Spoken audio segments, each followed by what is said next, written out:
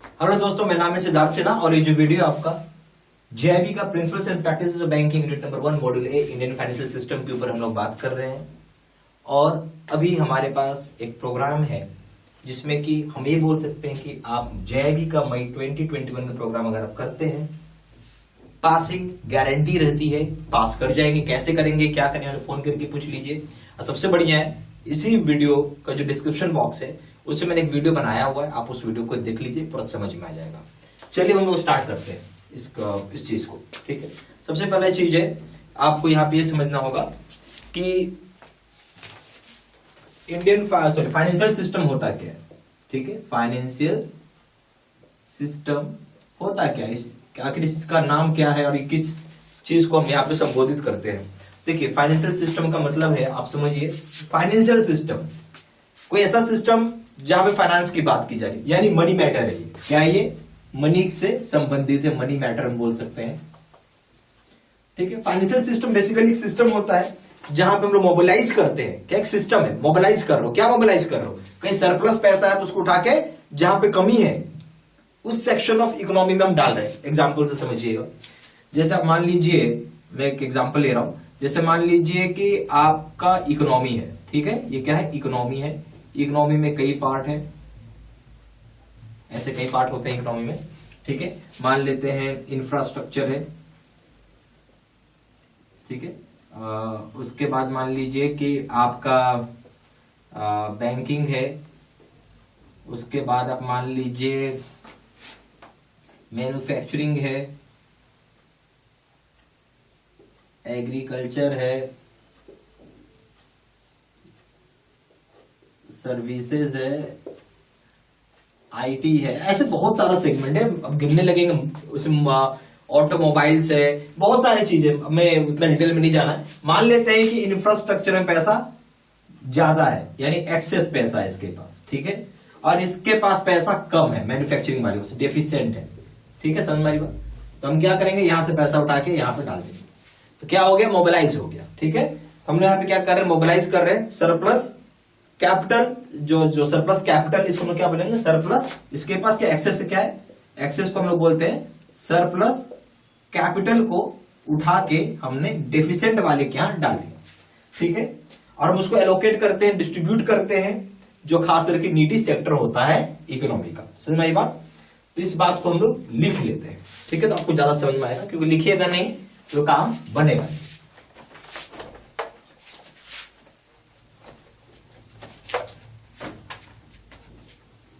तो हम लोग क्या कर रहे हैं यहां पे? मोबिलाइज कर रहे हैं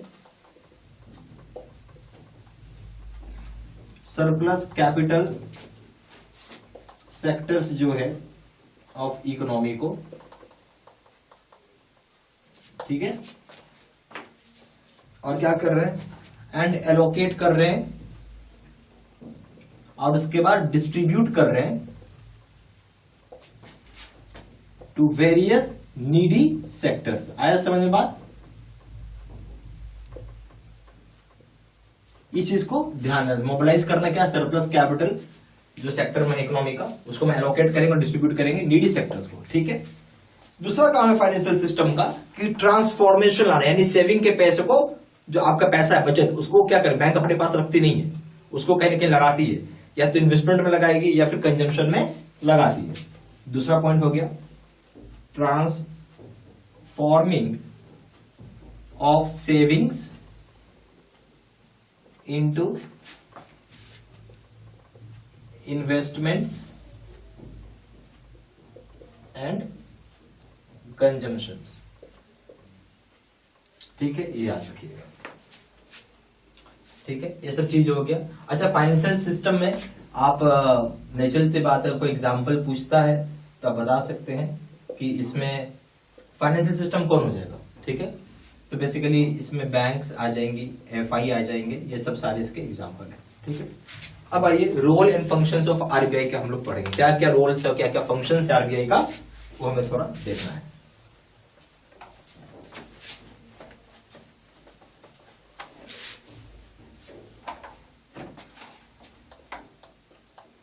role and functions of RBI। बस दो ही रोल है, दो ही फंक्शंस है, आप ऐसा बोल सकते हैं, ठीक है। रोल और फंक्शंस दो है इसके।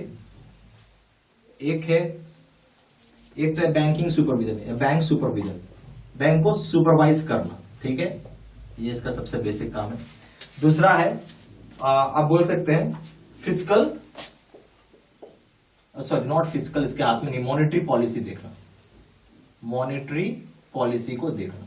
अब मॉनेटरी पॉलिसी कैसे करते हैं, ठीक है, मॉनेटरी पॉलिसी कैसे करते हैं, इसके लिए भी इसके पास बहुत सारा इंस्ट्रूमेंट्स होता है, ठीक है, जैसे CRR, SLR, रेपो रेट्स, ठीक है, ये सब चीज इसके एग्जाम्पल है, ठीक है, ये सब हम लोग आगे पढ़ेंगे।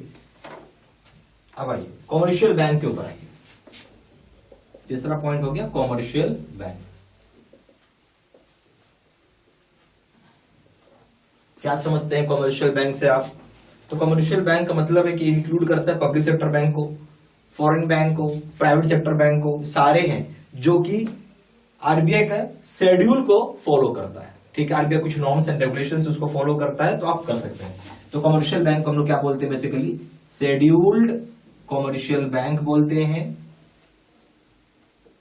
इसका मतलब है कि RBI, ये शेड्यूल्ड का मतलब है कि RBI का नॉर्म्स को फॉलो करता है, और इसमें कोई भी हो सकता है, पब्लिक सेक्टर बैंक PSU, ठीक है, private sector bank, foreign bank भी हो सकता है, ठीक है, ये सारी चीज आपको याद रखना है। शेड्यूल्ड कॉमर्शियल बैंक का मतलब क्या होता है? अच्छा, इसका काम क्या है? इसका काम है कि एक्सेप्ट करेगा, ऐसे लिखिए, इसका दो काम है बेसिकली, एक्सेप्ट करता है डिपॉजिट्स, किससे करेगा, फ्रॉम पब्लिक, और लैंड करता है मनी टू पब्लिक, पब्लिक को या फिर किसी इंस्टीट्यूशन को भी पैसा देता है। वो इंस्टीट्यूशन का मतलब है कोई कंपनी वगैरह हो गई उसको। तो ये सारा चीज आप इसको लिखते चलो फटाफट, ठीक है। अब आ जाओ पॉइंट नंबर 4।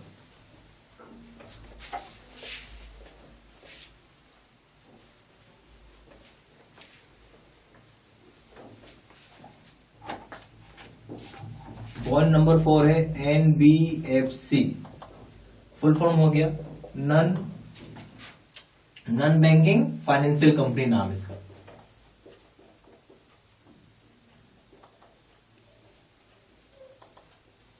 क्लियर हो गया? NBFC खोलने के लिए आपको RBI से, सबसे पहली बात है, आपको रिक्वायर्ड लाइसेंस फ्रॉम RBI। ऐसे आप नहीं खोल सकते हो इसको, ठीक है। उसके बाद दूसरा काम क्या है कि ये एक्चुअली बैंक नहीं है, ये समझिएगा, नॉन फाइनेंशियल बैंकिंग कंपनी मतलब है कि पब्लिक इसमें जाके सेविंग अकाउंट, करंट अकाउंट नहीं ओपन कर सकते, समझिए बात। इसमें कोई भी पब्लिक जाके, आप यहाँ पे कोई पब्लिक है तो यहाँ पे अगर आप बोलेंगे उसको सेविंग या फिर आप करंट अकाउंट ओपन करने के लिए, तो वो चीज यहाँ पे नहीं होगा, ठीक है। पर यहाँ पे पब्लिक डिपॉजिट्स कर सकती है। डिपॉजिट्स का मतलब है बेसिकली फिक्स्ड डिपॉजिट हम जिसको बोलते हैं, वो आप कर सकते हैं। आया समझ में सारी बातें, ठीक है। और ये NBFC लैंड करती है, लैंड का मतलब होता है लोन देती है डिफरेंट इंस्ट्रूमेंट्स के थ्रू, जिसको हायर एंड परचेज है, बिल डिस्काउंटिंग है, लीजिंग है, ये सब चीज हम लोग आगे पढ़ेंगे, सब शब्दों का मतलब क्या है। लैंड मनी थ्रू आप बोल सकते हैं leasing, hire purchase, discounting. Clear? चलिए अब आइए, अगला टर्म है प्राइमरी डीलर्स, ठीक है, इसको आप लिख लीजिए।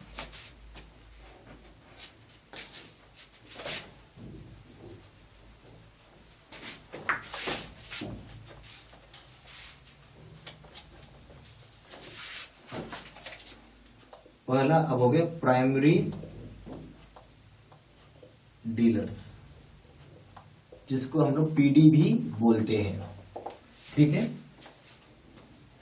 तो ये प्राइमरी डीलर्स क्या है, डील करती है गवर्नमेंट सिक्योरिटीज में। समझिएगा क्या चीज गवर्नमेंट सिक्योरिटीज में डील करता है, पहला चीज। और यहाँ ऑब्लिगेशन होता है, गवर्नमेंट इनको पैसा देकर पे करती है, टी बिल्स, इस तरीके का ये काम करती है। ठीक है, गवर्नमेंट सिक्योरिटीज में टी बिल्स आ जाता है। तो बेसिकली इसका काम क्या है, डील्स इन गवर्नमेंट सिक्योरिटीज। समझ में आ रही बात, गवर्नमेंट सिक्योरिटीज में डील करती है, लाइक टी बिल्स। टी का मतलब क्या है, ये इसको हम लोग बोलते हैं ट्रेजरी। ठीक है, अच्छा। प्राइमरी डीलर दोनों जगह deals in both, primary market में भी डील करता है, सेकेंडरी मार्केट में भी डील करता है। Primary market and secondary market. ठीक है, प्राइमरी मार्केट और सेकेंडरी मार्केट होता है। सेकेंडरी मार्केट को हम लोग स्टॉक एक्सचेंज बोलते हैं। क्या बोलते हैं, स्टॉक एक्सचेंज बोलते हैं। ठीक है,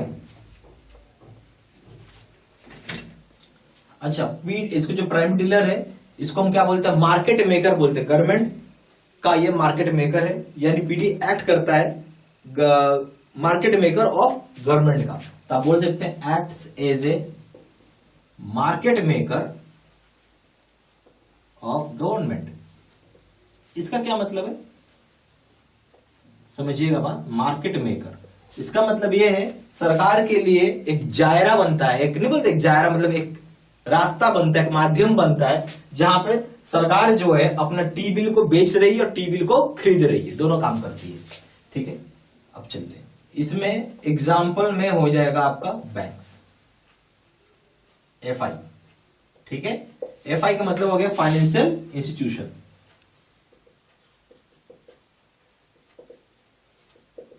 आई होप आपको पूरा समझ में आ रहा होगा। ठीक है, ये सारा पॉइंट्स प्लीज कॉपी में अपना नोट आउट करते चलिएगा। ठीक है ना।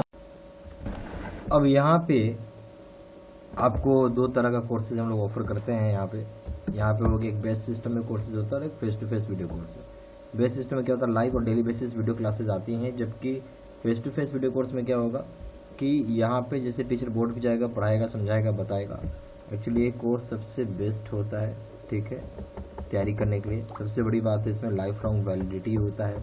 यहाँ पे 6 मंथ का ही एक वैलिडिटी होता है, बाकी कोर्स कंटेंट सेम है दोनों जगह। वीडियो लेक्चर कोर्स दोनों जगह, केस स्टडी की वीडियो दोनों जगह, 13,500 का क्वेश्चन दोनों जगह, 30 मॉक टेस्ट और रिवीजन नोट्स है। प्रिंसिपल का पेपर पड़ेंगे 1000 रुपये, यहाँ 1200 रुपये। अकाउंटिंग के पड़ेंगे 1200 रुपये, 1500 रुपये। लीगल के पड़ेंगे 1000 रुपये, यहाँ 1200 रुपये है। कॉम्बो पे करेंगे 2400 रुपये दाम है, 3000 रुपये दाम। एक ही चीज़ का सबसे बड़ा अंतर है, वो है वैलिडिटी का। और सबसे बड़ी बात क्या है कि आप जितनी मर्जी उतनी पढ़ाई एक दिन में कर सकते हैं, जबकि आप बंधन होता है कि इतना ही जितना पढ़ाया जाएगा उतना ही आप पढ़ सकते हैं।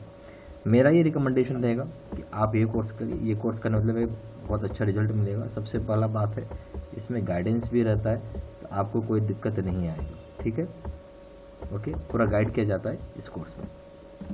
ज़्यादा जानकारी के लिए फ़ोन कर सकते हैं। फ़ोन नंबर हो जाएगा 4x9685127। दूसरा नंबर 7827546946। वेबसाइट में जाकर ऑनलाइन ऑर्डर प्लेस कर सकते हैं। वेबसाइट हो जाएगा www.jbstudymental.com। ईमेल आईडी जो 69123@gmail.com। Thank you.